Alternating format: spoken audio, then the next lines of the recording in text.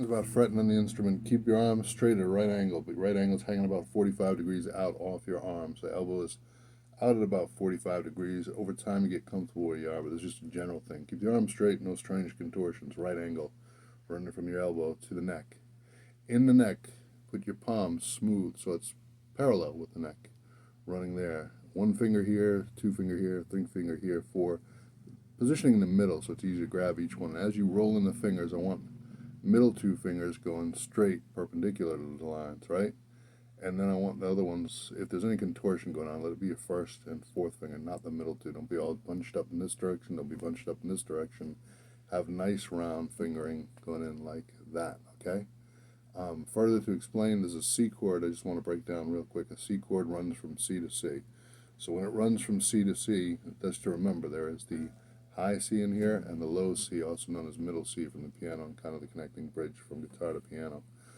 Quick way to run through it is that within the C to C, the C chord, are your notes for do, re, mi, fa, sol, la, ti, do. So it's a good way to start. Do, re, mi, fa, sol, la, ti, do.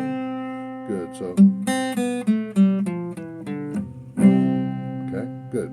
So if you made a C chord, what happens within the C chord is do, re, mi, fa, sol, la, ti, do.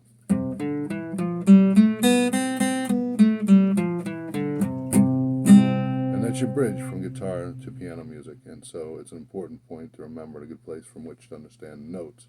So two things we'll accomplish here. We're going to talk about a chord. A chord is a collection of notes, and there's chord theory which spells out how you do chords, and afterwards you realize it's a very consistent thing across the board.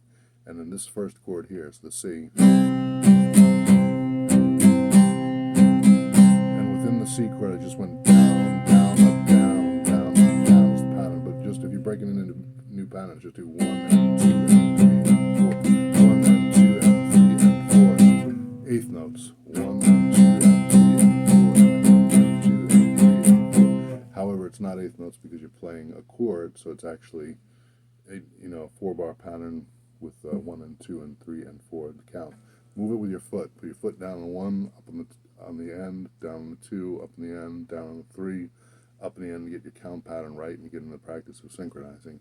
And again, it's C chords. Within the C, what do we get? Do, re, mi, fa, sol, la, ti, do. And the reverse that.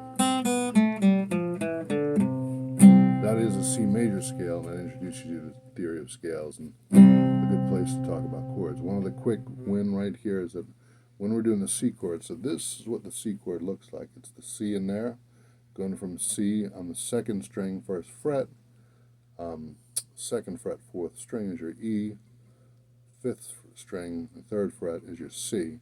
There's another chord which is G, and it comes in inversions where we can talk about chords.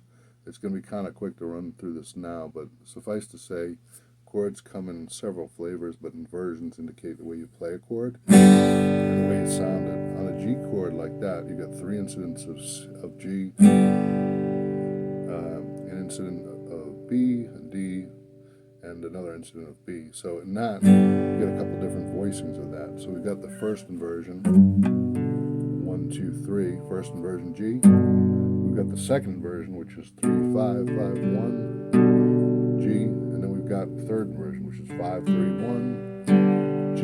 All of those are still G chords consistently, but they let you know 3 different voicings of G. So as you go along, those are ways you strum. When you strum down or up, you hit notes in different orders to change the approach, and that's kind of changing your feel of it. So that's just a recap of what I was explaining about that. And the C chord is a first inversion C chord, but I'll have to spend a little more time thinking about the second, third. I think the second and third are built into that too. We can look at it and see.